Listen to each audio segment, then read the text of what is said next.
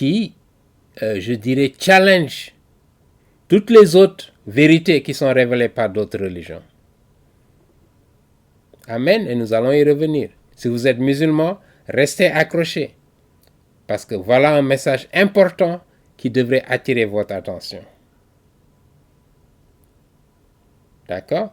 Donc cette expérience personnelle-là, je vais la partager avec vous, qui a changé le cours de ma vie. Ça, c'est la première raison. La deuxième raison, nous vivons dans un contexte, je dirais, géopolitique, où il y a beaucoup d'incertitudes. Nous avons la guerre en Ukraine, la Russie contre l'Ukraine.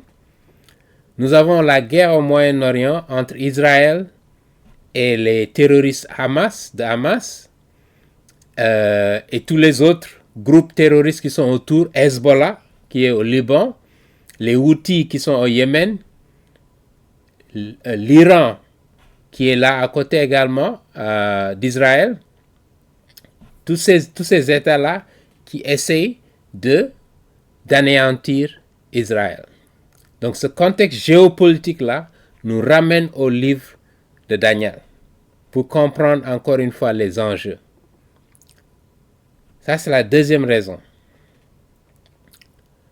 La troisième raison, nous sortons, il y a quelques années, du Covid-19, un phénomène, un fléau, je dirais mondial, sanitaire mondial, qui a marqué l'humanité tout entière et qui nous a plongé dans l'incertitude, avec les conséquences associées à l'inflation que nous avons connue, que beaucoup de pays ont connue, et qui nous amène à douter.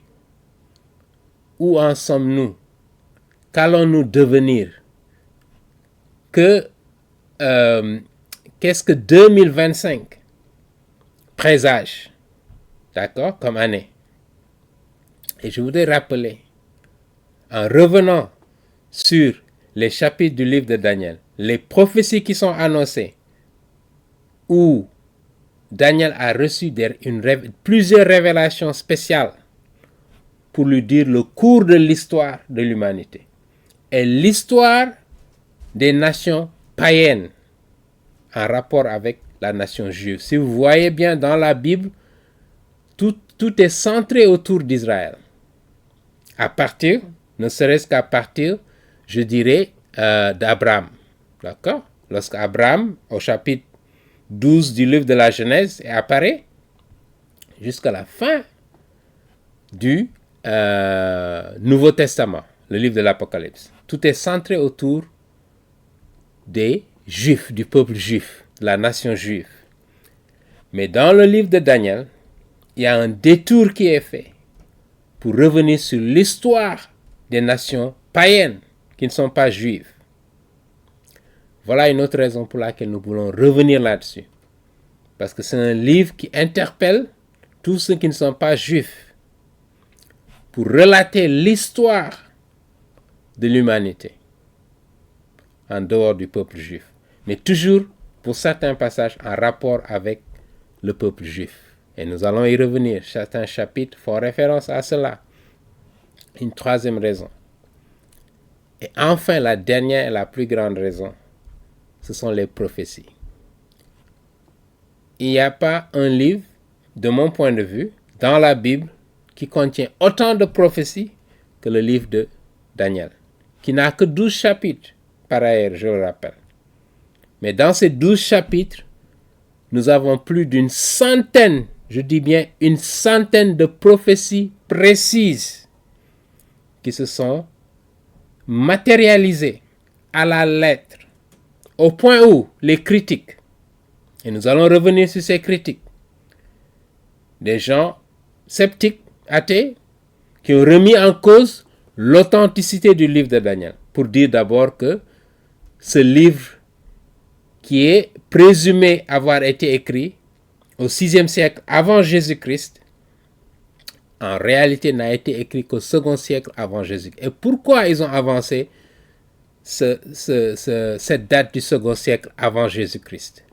Précisément parce qu'ils ne comprennent pas comment des événements, près d'une centaine, peuvent être prophétisé à l'avance, des centaines et des centaines d'années à l'avance, avec une précision extraordinaire. C'est pas possible. Donc voilà pourquoi ils ont dit que le livre de Daniel a été écrit après les faits. Parce que les faits qu'il relate, à partir du 6e siècle avant Jésus-Christ, jusqu'au 1er siècle, et au-delà du 1er siècle, qui annonce même la fin des temps. 2024. Des choses qui ne sont pas encore arrivées, qui ont été énoncées, qui ont été annoncées et révélées par le prophète Daniel. Amen. Donc, restez accrochés pour les semaines à venir. Nous allons parcourir l'ensemble de ces 12 chapitres. Et nous allons aller pas à pas. Nous allons prendre le temps. S'il nous faut toute l'année 2025 pour parcourir le livre du prophète Daniel, nous allons le faire. Amen. Nous allons nous laisser guider par l'Esprit Saint pour vous amener à comprendre, à méditer, à tellement méditer sur le livre de Daniel que vous arriverez même à mémoriser, comme certains musulmans le font avec le Coran, pourquoi pas avec la Bible, la parole de Dieu. On va passer verset après verset, remettre ça dans leur contexte historique, leur contexte immédiat, ce sur quoi ça porte, et essayer de comprendre la signification biblique. D'accord? Remettre ça dans le contexte de l'ensemble de la parole de Dieu. Amen. Que le Seigneur vous bénisse. Et donc, nous allons demander que l'Esprit Saint continue de nous éclairer en 2025.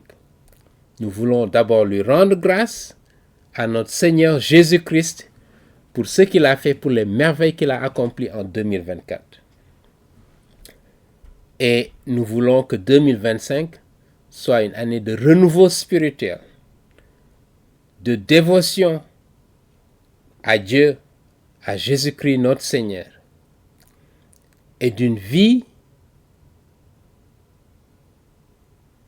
de sainteté, une vie de, de sacrifice pour lui, une vie qui lui plaise.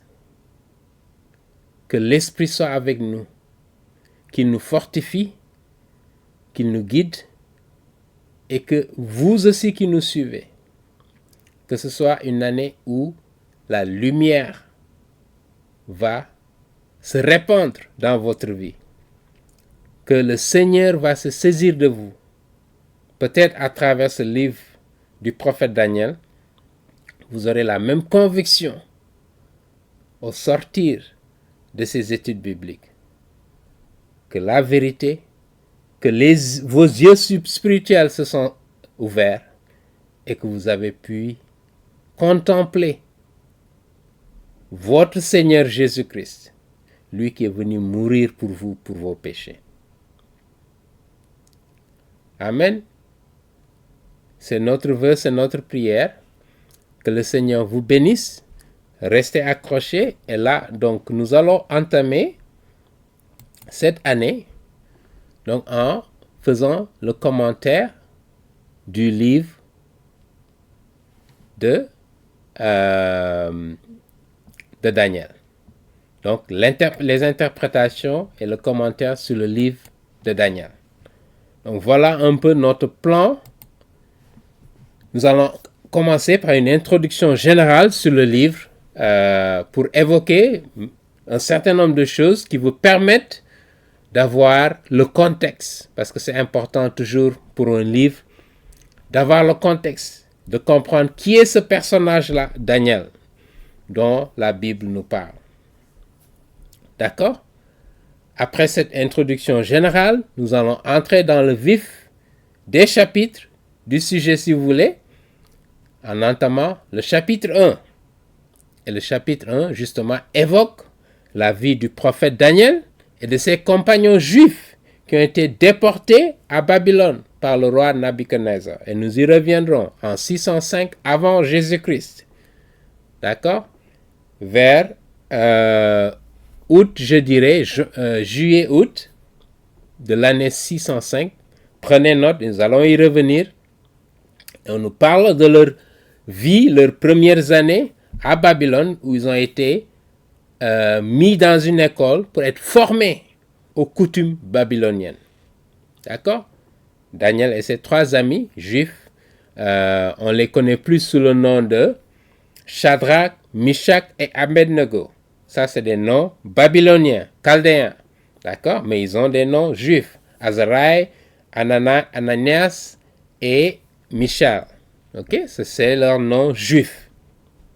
Nous allons parler un peu dans ce premier chapitre de leur vie, de leur formation et comment ils vont s'asseoir à la table du roi Nabuchodonosor. Ils étaient privilégiés et nous allons aussi revenir sur Daniel. On n'en parle pas souvent, mais il faut rappeler que Daniel faisait partie de la royauté en Israël, dans le royaume du sud de Juda. Et nous allons essayer de comprendre ce jeune garçon qui avait entre 15 peut-être et 17